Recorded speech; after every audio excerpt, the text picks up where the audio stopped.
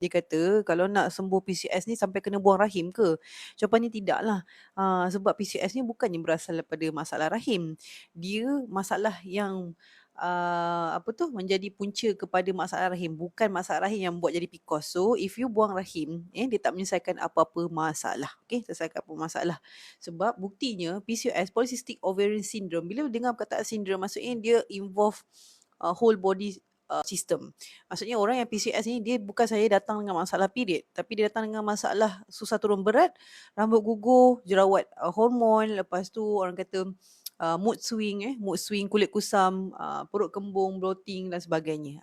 So itu menandakan PCOS ni adalah masalah metabolisme dan juga hormon. It's not like affecting satu structure peranakan sahaja. Kalau you cakap pasal fibroid, kalau you cakap pasal cyst, itu lain cerita. Fibroid cyst memang masalah peranakan. So ada yang kena buat pembedahan kalau nak sembuh daripada fibroid, cyst dan sebagainya. Tapi if you talk about PCOS ataupun Polycystic Ovarian Syndrome, dia adalah masalah yang merangkumi segala jenis sistem, okay? Mental, mood swing, rambut, okay? Rambut gugur, kulit, acne, bulu-bulu dan sebagainya. Badan, naik berat badan, susah turun berat badan, bloating, puffy, sebu, sembab dan sebagainya, okay? And then senang letih, and then tidur terganggu. Macam-macam macam-macam sistem, okay?